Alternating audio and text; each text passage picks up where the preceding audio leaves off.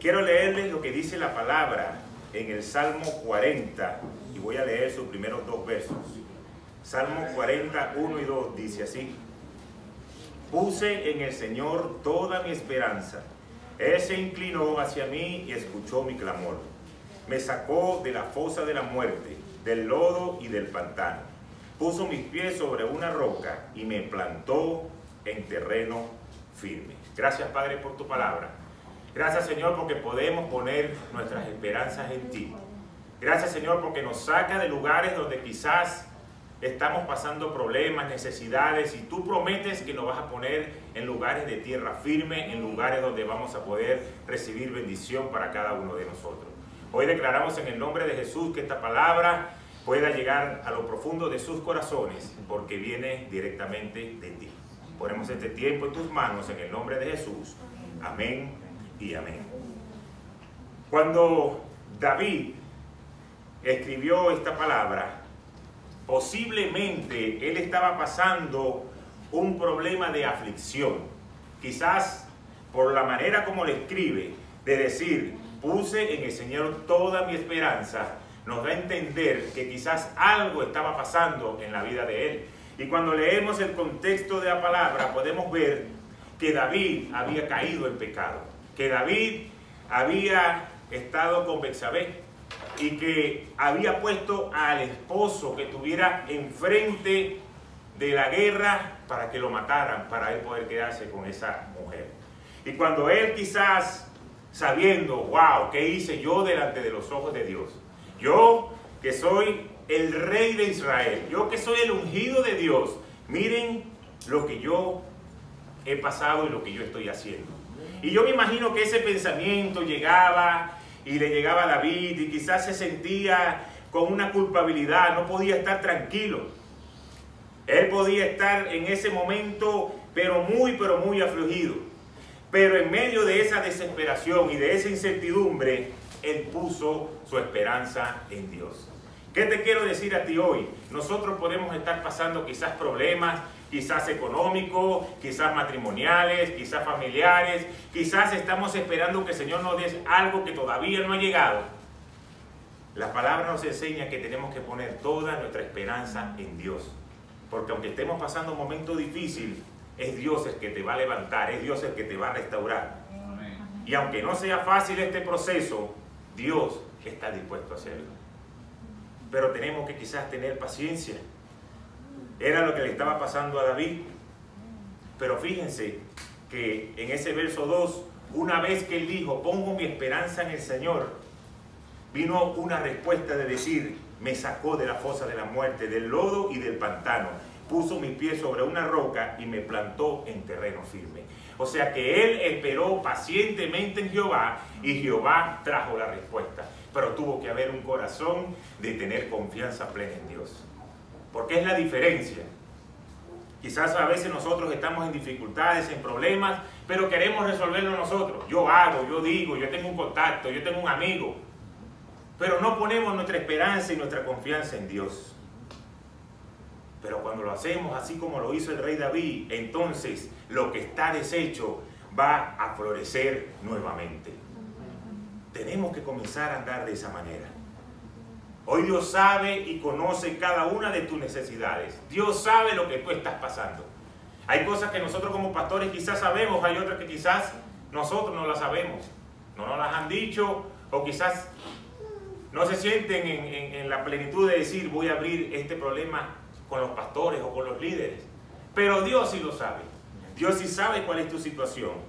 Dios sabe exactamente por qué tú has estado orando, por qué tú has estado clamando. Y cuando tú no ves la respuesta de Dios, quizás tú comienzas a decir, Dios, ¿por qué tardas tanto? Y así se llama la palabra de hoy. Dios, ¿por qué tardas tanto? Yo sé que muchos de nosotros nos hemos encontrado en ese camino. De decir, Dios me dejaste solo, Dios no te manifiesta, Dios, ¿por qué tardas tanto? ¿Por qué yo veo que otros tienen éxito? ¿Por qué yo veo que otros se levantan y hacen lo mismo que yo y ni siquiera quizá van para la iglesia? ¿Y por qué conmigo no pasa así? Y le decimos, Dios, ¿por qué tardas tanto?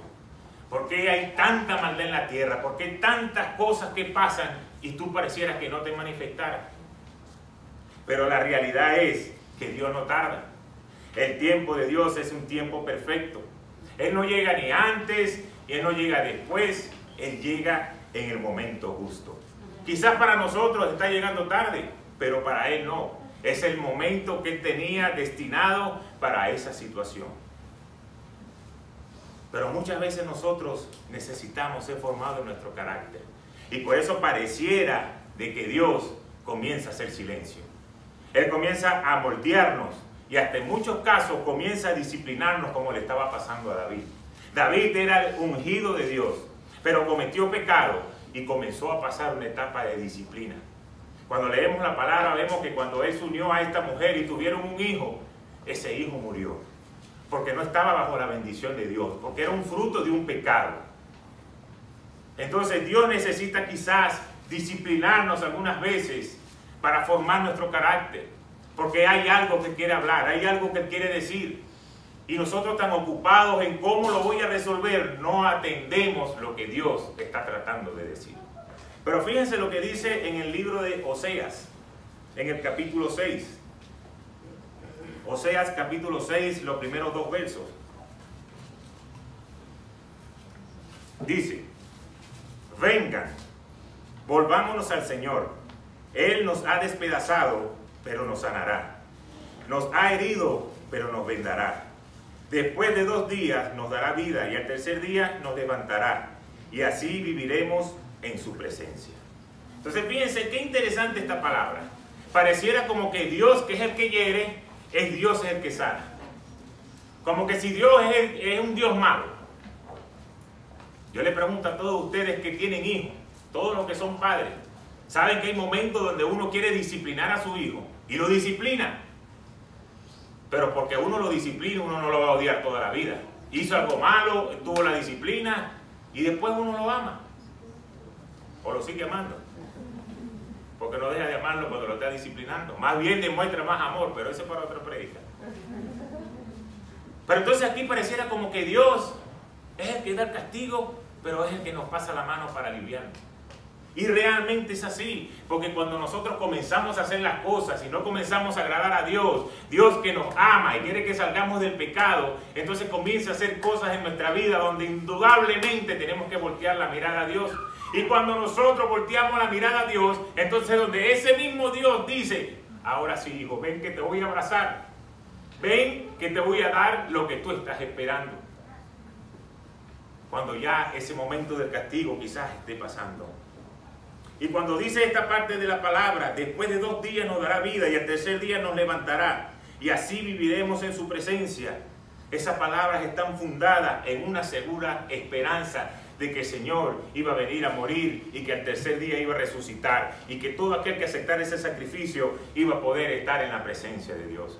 Era lo que el profeta estaba diciendo y estaba anunciando. Y aunque quizás sufras de un castigo, quizás por un pecado que tú lo puedas reconocer o no lo puedas reconocer, Dios está dispuesto a levantarte y sacarte de ahí. Dios no te quiere ver derrotado, Dios te quiere consolar así como dice la palabra de Él. Y nosotros siendo hijos de Dios, Él quiere darte la mejor parte. Pero hay ocasiones donde nosotros estamos orando por algo y estamos pidiendo algo urgentemente. Señor, necesito esto. Señor, quiero ver la respuesta en esto. Señor, yo quiero que tú te manifiestes. Y pareciera que Dios tarda tanto. Y yo digo, ¿qué pasa en esta situación? ¿Cuántos de ustedes han podido vivir esto? Yo creo que todos. No se me van a hacer los antiguos ahora de que ustedes están como David. Esperé pacientemente en el Señor. Padre, no importa que no haya respondido mi oración, pero yo tengo toda mi esperanza puesta en ti. Eso suena muy bonito. Pero yo sé que nosotros no nos ponemos así. Nosotros nos ponemos: Señor, ¿por qué no me bendice? Señor, si yo estoy dando el diezmo, ¿por qué no puedo ver la finanza? Estás leyendo la Biblia, estás orando, está tu vida realmente consagrada a Dios. Entonces yo sé que todos pasamos esa etapa donde quizás tenemos una discusión con Dios. Y hasta a mí me ha pasado. No crean que nosotros porque somos pastores no nos pasa.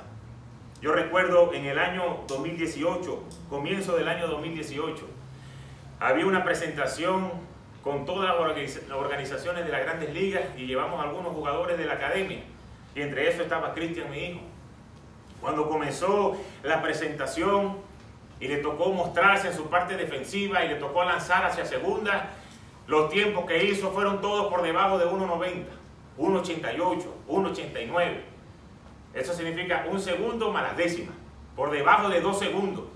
Y cualquier tiempo por debajo de 2 segundos es considerado lo que se hace en las Grandes Ligas.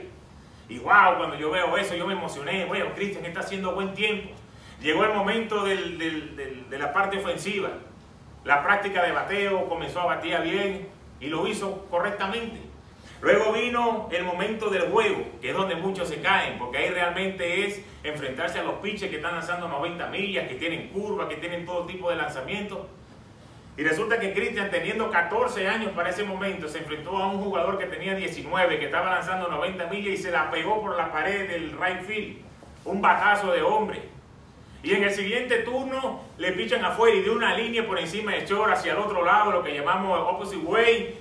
Y wow, yo dije, el que sabe de pelota sabe que eso es lo que vale. Que tú des un batazo largo y que después tú des una línea hacia el otro lado. Y yo dije, hizo un 88, batió de esta manera. Le faltaban 1 año y medio para que lo cerraran en su año de firma. Yo dije, hoy es el día. Hoy viene el ofrecimiento, hoy le van a ofrecer un buen bono, hoy lo van a firmar. Resulta, terminó el evento y solamente un scout me dijo, oye, mi jefe le pareció interesante tu hijo. Y yo digo, interesante le pareció con todo lo que hizo. Sí, le pareció interesante, que le va a hacer seguimiento. Y de las otras 29 organizaciones ninguno dijo nada. El hotel donde nosotros nos estábamos quedando quedaba cerca del estadio y nos fuimos caminando. Y recuerdo cuando pude ver las lágrimas en sus ojos de decir, papá, ¿qué más tengo que hacer? Todo lo hice hoy. ¿Por qué no puedo tener lo que estamos buscando? Y yo le dije, bueno, tranquilo, hijo. Pacientemente esperé. Le dije, espérate aquí un momentito que voy a bajar a tomarme un café. Abajo había una cafetería. Y comencé a pelear con Dios. Comencé a decirle lo mismo. ¿Por qué tardas tanto? ¿Por qué pasa esto? Mira, el muchacho se ha preparado, tenemos tiempo, hemos invertido. ¿Por qué no puede conseguir los resultados? Pero bueno, el Señor no respondió nada, nos fuimos. A finales o a mediados de ese año 2018 fue cuando llegamos acá.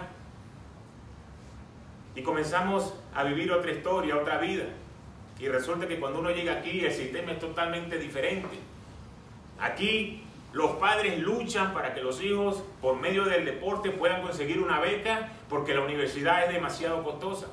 Entonces, por medio del deporte, ellos pueden pagar un alto porcentaje de lo que cuesta la universidad, dependiendo del bono que le den.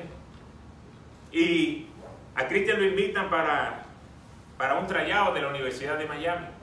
Y fuimos a la Universidad de Miami, vino la presentación, llegamos, recuerdo, a la mañanita, tuvimos hasta la noche, eso había, yo no sé, como más de 100 peloteros. Y cuando le toca lanzar para segunda, hace 2.16. Y yo dije, si en Colombia hizo 1.88 y aquí hizo 2.16, estamos raspados. Le tocó el momento del juego, se metió 2 ponches. Lo único bueno que hizo fue que dio un foul a un zurdo, que hizo un buen corte, que yo digo, bueno, le hizo un buen corte. Pero no dio hit, no dio nada. Y nosotros íbamos caminando para el carro y yo como diciendo, bueno hijo, tranquilo, si allá no te dieron nada, aquí menos. Y resulta que con esa mala presentación en comparación a la otra, lo llamaron y le dijeron, queremos que tú pertenezcas a la Universidad de Miami, queremos darte un bono, queremos que tú puedas jugar con nosotros. Y es lo que estamos quizás orándole al Señor, porque eso va a permitir que Él pueda jugar profesional, si así Dios lo quiere, de una manera más sólida. Y si en el último de los casos, en el 3er año del draft, Él decide, no, yo quiero terminar mi carrera y quiero los estudios y quiero tener una carrera profesional diferente al béisbol, también lo puede hacer, aunque yo sé que no lo va a hacer. Pero así es como actúa Dios. Yo decía, ¿cómo es posible que en aquella oportunidad no se dio nada? Cuando en mi lógica humana era el momento para que sucediera algo. Y ahora, que pareciera que no eran los números, ahora Dios sí se manifiesta.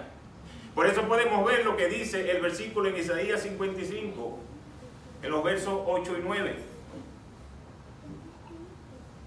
Dios dijo, yo no pienso como piensan ustedes, ni actúo como ustedes actúan. Mis pensamientos y mis acciones están muy por encima de lo que ustedes piensan y hacen. están más altos que los cielos. Les juro que así es. Entonces, qué tremendo es poder leer este versículo y poder entender, wow, Señor, no era en el tiempo tuyo, perdón, no era en el tiempo mío, era en el tiempo tuyo. Y Él da la respuesta, sí, mis pensamientos son más grandes que los tuyos.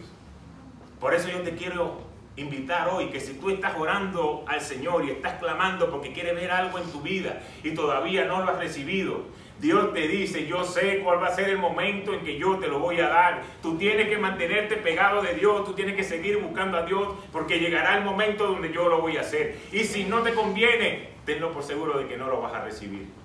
Porque si Él sabe que con eso que tú recibes te vas a apartar de Él, no lo vas a recibir. Entonces así actúa el Señor. Entonces tenemos que estar conscientes que la sabiduría de Dios es superior a la nuestra. Podemos decir que Dios sabe que es lo mejor para cada uno de nosotros y sobre todo cuando vamos a recibirlo. Y yo no traigo este testimonio de mi hijo para que puedan decir, wow, Cristian es un fenómeno. No. Yo lo traigo para que podamos entender cuáles son los tiempos de Dios. Para que podamos entender cuándo es que Dios se va a manifestar. Y sobre todo, porque hay muchos de nosotros que leemos la Biblia, leemos la palabra, y cuando vemos esos grandes milagros que sucedieron en la palabra, pareciera que hoy en la vida real eso no puede pasar, eso es imposible. Eso no es, eso era en los tiempos de antes, cuando Jesús caminaba en la tierra. Y Dios se sigue manifestando, y su poder se sigue manifestando, y su poder está por encima de cualquier decisión de cualquier hombre. Es Dios el que pone los pensamientos en esa gente para que no lo firmen, y es Dios el que pone los pensamientos en esa persona para que ahora sí lo hagan. Es Dios el que está teniendo el control en cada una de nuestras vidas. Pero nosotros seguimos diciendo, Señor, ¿por qué tardas tanto? Señor, ¿por qué te demoras? Porque a veces no entendemos de que Dios está manejando las cosas en su tiempo. Somos nosotros los que tenemos que comenzar a activar la palabra de Dios en nuestras vidas. Y a veces cuando estamos diciéndole, Señor, ¿por qué demoras tanto? Quizás la respuesta también puede ser que hay otras personas que se pueden ver afectadas si Dios te bendice hoy. Y nosotros decimos, ¿y cómo puede pasar eso? ¿Cómo si Dios me va a bendecir a mí van a haber otros afectados? Les voy a seguir un poquito más la historia que le acabo de contar ahora que estábamos de este lado. Resulta que mi hijo mayor tenía un contrato para Arizona en ese momento y le tocaba regresar a Dominicana. Y una vez que llegó aquí a este país y comenzamos nosotros a hacer los papeles, él no podía salir. Y tuvo que decirle a la organización, o tengo que jugar aquí o no puedo ir para allá. Y ellos decidieron decirle, bueno, firma tu carta de libertad, tú mismo pide tu renuncia. Oramos al Señor y le dije, Dios está en control. Dios va a hacer la cosa completa. Resulta que él, terminando de hacer eso, también tuvo unos juegos, tuvo un tryout, lo vieron y también le ofrecieron una beca. Pero ¿qué pasa? En el momento de la decisión, del cambio, él podía verse afectado. Pero después que Dios dio la bendición, entonces ahora hizo el ajuste. Ahora los dos pueden tener la beca, ahora los dos pueden estudiar, ahora los dos pueden jugar profesional y ahora los dos están en las manos de Dios. Amén. Pero Dios respondió en el momento de decir, aquí está el rompecabezas completo. Por eso cuando nosotros esperamos en el tiempo de Dios, Él se va a manifestar en nuestra vida. Amén. Mientras tú sigas haciéndolo en tu tiempo, en tu fuerza, pensando que lo que tú haces es lo correcto, y no lo que Dios dice, nunca el Señor se va a manifestar. Yo no sé cuántos de nosotros, y sobre todo los hombres, estamos en un lugar y de repente, les voy a poner cualquier ejemplo, estamos arreglando algo que se dañó. Y de repente uno está ahí ayudando y de repente llega otro y dice, no, que hay que hacer esto, y de repente otro, no, que hay que hacer lo otro, y no hay que... Lo primero que uno hace es, bueno, que ellos resuelvan lo que van a hacer. Uno como que se queda tranquilo. Y dice, bueno, si ellos dicen, ese es su carro, que él haga lo que va a hacer. Yo traté de ayudarlo, pero no me hizo caso. Así hace Dios. Mientras tú estés ocupado, mientras tú estés tratando de resolver por ti, Dios va a dar un paso atrás. Y no va a poder terminar de hacer la obra que Él quiere hacer en ti. Tú tienes que realmente hacer una autoevaluación. ¿Cómo tú te estás dirigiendo? ¿Cómo estás llevando tu vida? ¿Realmente tienes tiempo para Dios? ¿Realmente estás orando? ¿Realmente estás creyendo en lo que Él le ha dicho? Porque si es así, prepárate porque pronto va a llegar esa bendición. Amén. Pero si quizás te falta hacer algunos ajustes, entonces comienza a hacerlo. Porque Dios sigue preparándonos cada día. Tenemos que lidiar con nuestros pecados. O quizás quiere que crezcamos espiritualmente antes de que nos vaya a soltar la bendición. Entonces lo cierto es que una vez terminado este trabajo de preparación en nosotros, Dios va a soltar la bendición y prepárate por lo que viene grande. Amén. Pero mientras eso llego, ¿qué hago? Es ahí donde está el centro de este mensaje. ¿Por qué tardas tanto? ¿Qué tengo que hacer mientras tanto? Señor, por favor, háblame.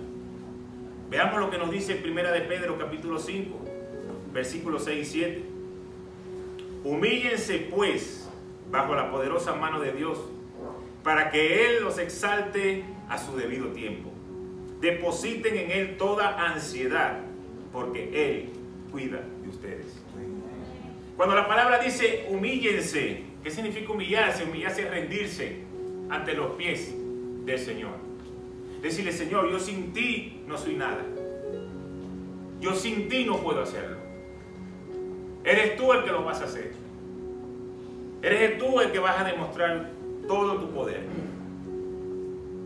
Y cuando nosotros nos humillamos ante los pies de Dios, lo que le estamos diciendo es, Dios, quiero que tu voluntad se haga en mi vida.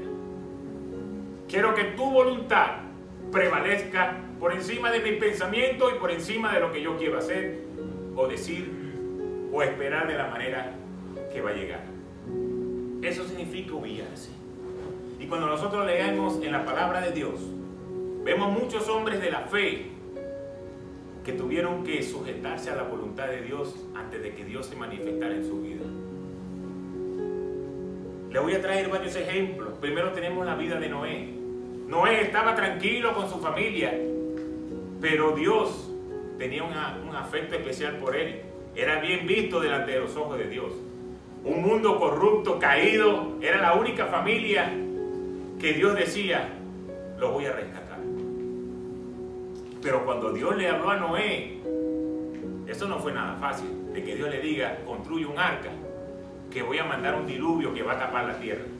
Cuando nosotros leemos la palabra de Dios, podemos entender que todavía no había llovido en la tierra. O sea que nadie sabía lo que era que llegara agua del cielo y que comenzara a caer en la tierra. Y que Noé tuviese que decirle a la gente, tienen que arrepentirse, voy a construir un arca, el Señor va a mandar un diluvio. Eso era la burla que le hacían a él. Pero solamente una persona que quiere cumplir, obedecer y hacer la voluntad de Dios podía seguir adelante. ¿Por qué? Porque aprendió a obedecer, porque sabe que era lo que le convenía. Pero hay algo, hay una revelación importante ahí. Cuando él le dijo a su esposa y a sus hijos, vamos a hacer esto, ninguno dijo nada, porque podían ver en Noé que era un hombre de Dios. A cambio, muchos de nosotros que quizás venimos a la iglesia, leemos la Biblia, oramos, pero no nos comportamos como realmente unos hombres de Dios. Y de repente uno le dice algo a un hijo, uno le dice, no, papá, tú eres loco, ¿cómo nadie va a estar haciendo aquí pasando pena con mis amigos? Es una raya, ¿cómo yo voy a estar haciendo aquí una barca? Porque comienzan a cuestionar, porque saben, ese hombre no está conectado con Dios. Pero cuando tus hijos y tu esposa saben que tú estás conectado con Dios, lo que tú digas te van a seguir. ¿Por qué? Porque saben que hay una conexión directa con Dios. Y si mi papá lo dice, amén, porque yo sé que le está escuchando la voz de Dios. Entonces por eso la familia entró y pudieron salvarse. Pero tuvieron que someterse a la voluntad de Dios. Vemos el caso de Abraham. Era llamado a ser padre de multitudes y no tenía hijos. No había tenido hijos con Sara. Entonces podía decir, ajá, yo soy el padre de multitudes, ¿y de dónde va a salir esto? Pero le creyó a Dios y nació Isaac. Pero escucha bien lo que te voy a decir. Después que nació Isaac, entonces su corazón y toda su atención estaba en su hijo. Lo dice la palabra de Dios. Tanto tiempo esperando por un hijo que cuando Dios le manda el hijo, En vez de decir, bueno Señor, ahora yo tengo aquí a mi hijo y ahora voy a seguir adorándote, voy a traerlo a él ahora para que también haga lo mismo. No, la atención comenzó a ser con el hijo. Y lo más importante es Isaac. Isaac es lo primero. Mira cómo brinca Isaac, mira cómo tira el brazo, mira cómo hace el swing, mira cómo Isaac hace todo, porque Isaac era pelotero. Y mira Isaac brinca, Isaac. Y Dios comenzó a decir, su corazón se está desviando. Más en la bendición de que quien le envió la bendición.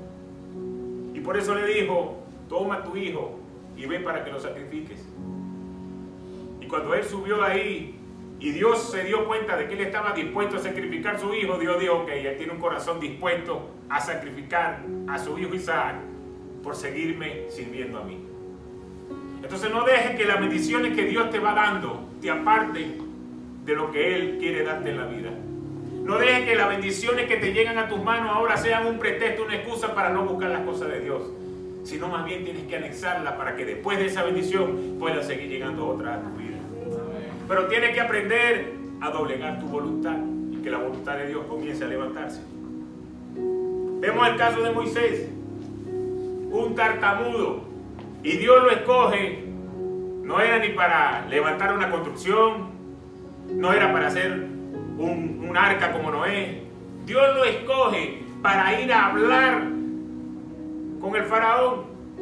Se podía haber buscado a cualquiera, al más letrado, al que hablara mejor, pero se buscó al tartamudo. ¿Por qué? Porque era Dios el que se iba a manifestar.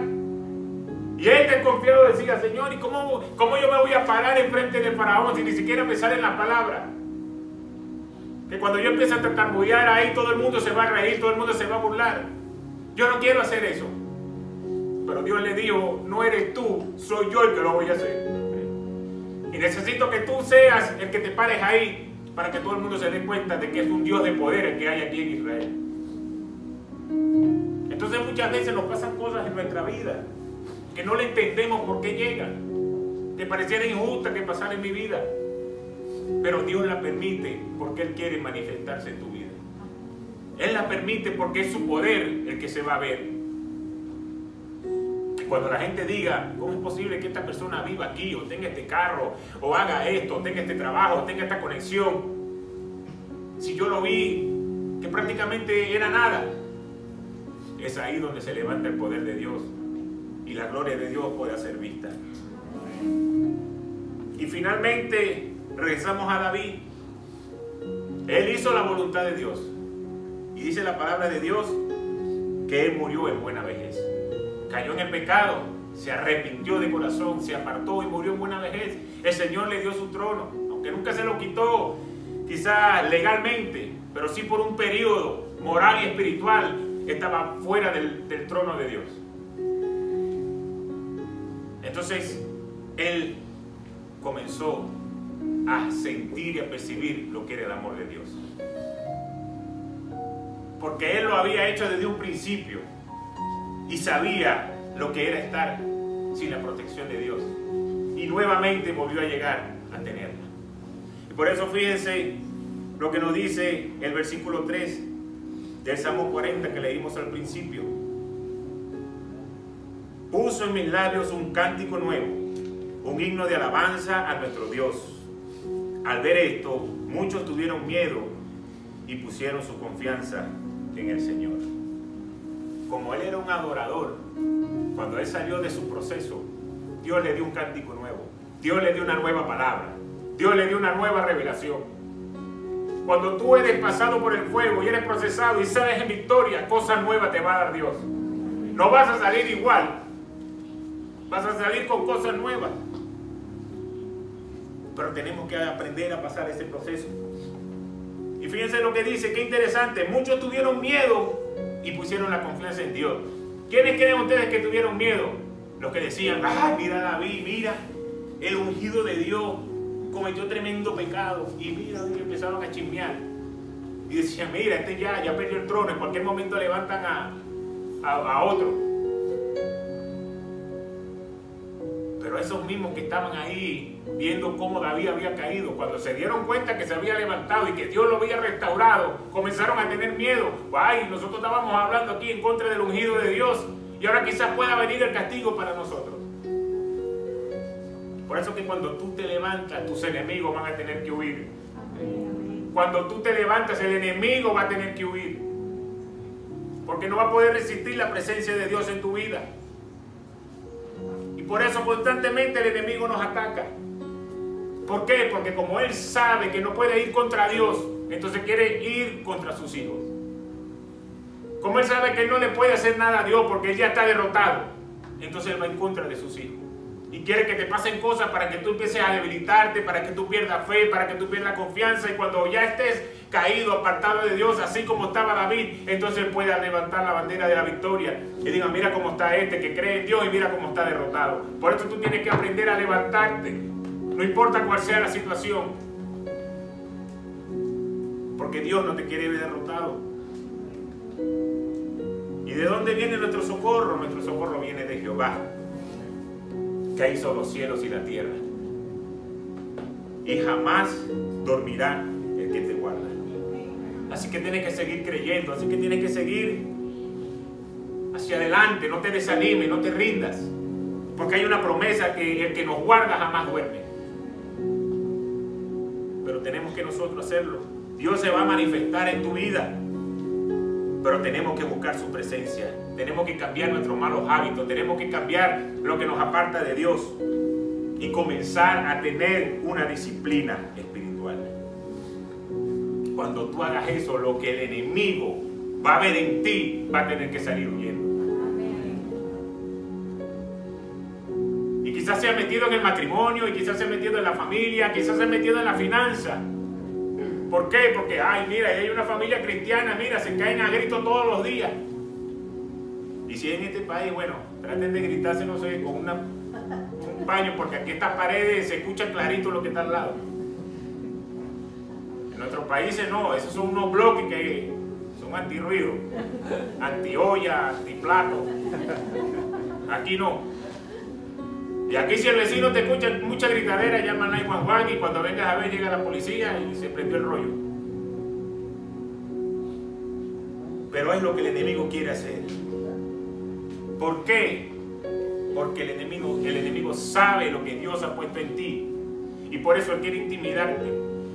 Para que tú te sientas inferior y no sientas que tú tienes un Dios de poder al lado. Y por eso comienza a atacar y por eso te empieza a decir y a señalar.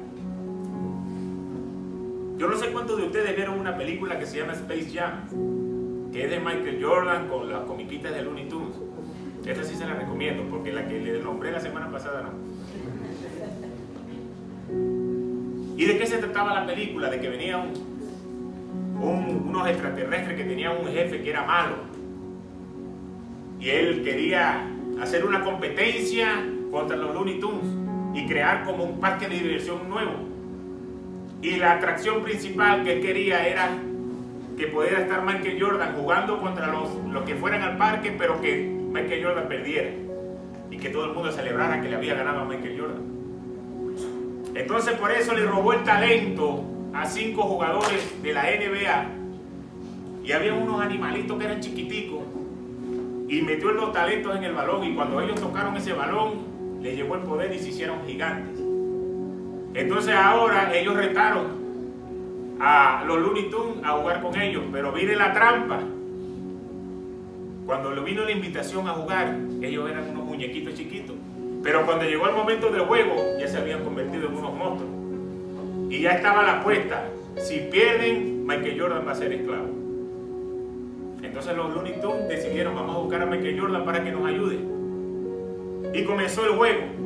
Y comenzaron los monstruos a ganar, y de repente esta gente comenzó a remontar el juego. Y cuando faltaba poco, que estaban el juego pegadito, bajó el jefe malo y comenzó a regañar a los jugadores, a decirle: ustedes no sirven, ¿cómo se van a dejar ganar? Ustedes. Pero él estaba gritando de una manera que le gritaba cuando ellos eran unos animalitos chiquitos. Y Michael Jordan se le acerca al lado y le dice: ¿por qué ustedes se dejan gritar? No se ven el tamaño que ustedes tienen ahora.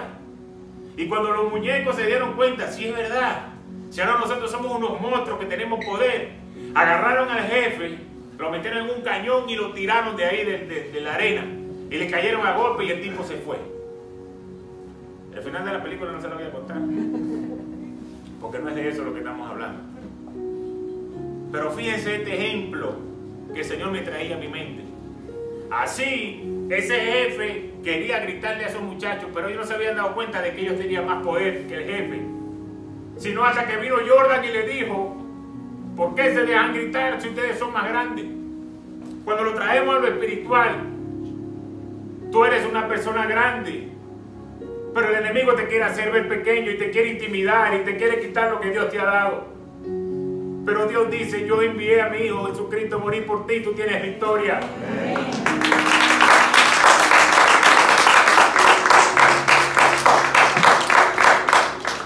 Entonces tú te tienes que ver que tú eres más grande, porque mayor es el que está con nosotros que el que está en el mundo. Muchas veces nosotros no llegamos a nuestra bendición porque estamos pendientes de todo, que se me va por aquí, que se me va mal, que si el enemigo. Dios te ha dado promesa de bendición, pero tú tienes que poner de tu parte, porque Él no tarda. Él va a llegar en el momento justo, y el momento justo va a ser cuando tú estés preparado. Por eso, ya para terminar, seguimos con el versículo 4 y 5 del mismo Salmo 40, y fíjate lo que dice: dichoso el que pone su confianza en el Señor y no recurre a los idólatras ni a los que adoran dioses falsos. Muchos son, Señor mi Dios, las maravillas que tú has hecho. No es posible enumerar tus bondades a favor nuestro. Si quisiera enumerarlas y proclamarlas, anunciarlas, serían más de lo que yo puedo contar. Entonces, dichosos nosotros los que confiamos en Dios. Cuando dice que confíen en los idólatras y los que adoran, esa es la gente del mundo, el carnal, el que no cree en Dios, el que tiene otros dioses. Entonces, los que siguen a ese tipo de actos, de seguir en la confianza de lo que el mundo dice esto, y tú tienes que hacer esto, y si tú no haces esto, por aquí no vas a poder tener éxito. No, Dios dice que los que confían en Él van a recibir de sus bondades. Así que aprende a confiar en lo que Dios ha dicho, para que después puedas contar: todo esto que yo tengo aquí, me lo ha dado Dios. Yo llegué a este país, no tenía nada, tenía que andar en autobús, y ahora el Señor me ha regalado 3 carros. ¿Por qué? Porque son las bondades de Dios las que van a comenzar a manifestarse en tu vida. Pero tenemos que comenzar a creerlo. Así que quítate el pensamiento de que Dios llega tarde. Él llega en el momento justo. Amén. Amén. Padre, gracias por tu palabra. Gracias porque sabemos que tú estás al cuidado de cada uno de nosotros. Gracias, Señor, porque tú llegas en el momento justo en nuestras vidas. Y te damos gracias hoy antes de recibir la bendición, porque sabemos que esto es parte del proceso. Hoy te quiero pedir, Señor, en autoridad por cada hombre, por cada mujer que ha tenido un tiempo de oración, de estar pidiéndote, de estar clamando por una situación en su vida. Quizás por una enfermedad, quizás por un anuncio de una enfermedad terminal. Hoy declaramos en el nombre de Jesús que tú eres mayor que cualquier enfermedad, que cualquier diagnóstico. Creemos, Señor, que tú te vas a poder levantar y manifestar en la vida de cada una de estas personas. Hoy, Señor, te damos gracias, y así como decía David, he puesto toda mi esperanza y pacientemente he esperado en ti. Hoy declaro en el nombre de Jesús que toda persona que se levante pacientemente y comience a buscarte de corazón y ponerte a ti de primero en su vida, tú comiences a mostrarte a su favor. No estamos aquí, Señor, para pasar trabajo ni necesidad. Estamos aquí para recibir tus bondades. Y si quizás ahorita no hemos llegado ahí, es porque tenemos que hacer algunos ajustes. Muéstrate, Señor, a favor de cada uno de ellos, a comenzar a hacer cosas diferentes. Y yo sé, Padre, que tú vas a traer y abrir la puerta de los cielos para cada uno de ellos. Hoy, Señor, hemos creído lo que dice tu palabra. Hoy queremos hacerlo una realidad en nuestras vidas. Queremos comenzar a andar y agradarte. Y como dice tu palabra, seremos dichosos los que pongamos la confianza en ti, porque tú te vas a manifestar. Gracias, Señor, por este tiempo. En el nombre de Jesús. Amén, amén y amén.